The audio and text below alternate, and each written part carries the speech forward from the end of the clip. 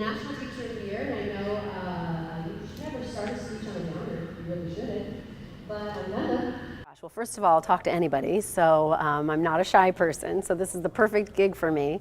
But I'm so enthusiastic about kids and teaching and teachers.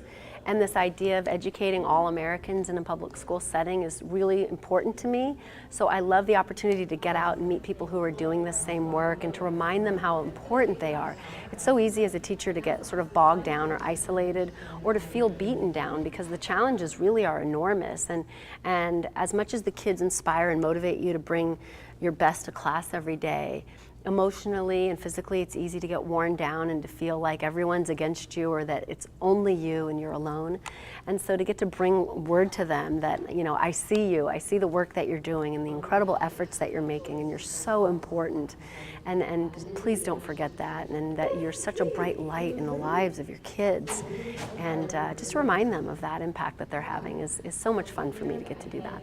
I mean, with teaching, the growth curve is phenomenal, and that's what I love about it, is that you can teach a lesson at 8 o'clock that bombs, and by 9 o'clock you've had to reconfigure it, you've had to take it apart and take out the things that didn't work, or reimagine a strategy for how to make it work better with kids so that learning is actually going deeper and that kids are actually able to perform. And so if that much change and growth happens from 8 to 9, imagine from your first year to your second year, from your second year to your 15th year. I mean, I've been teaching now, this will be 16 years, and I finally feel like I'm getting good.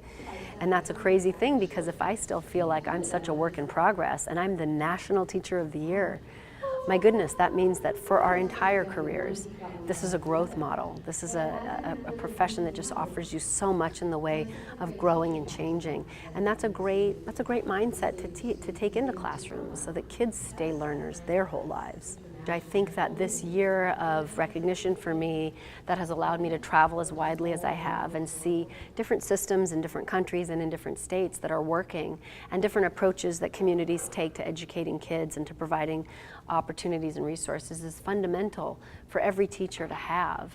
I wish every teacher could have had the experience that I have had this year of seeing what's out there and what seems to be working. I think the idea of handpicking students that are working at the top of their, ambitions and their abilities in colleges is a very smart thing to do to help prepare them to become teachers, and then to give them that global exposure and experience is going to make them that much more impactful and empowered in the classroom. I think when you see what's happening in the world, you come back with a sense of urgency about needing to get those kids that are in front of you ready for that same world. And if you've never been out there and you don't know, your scope is too small.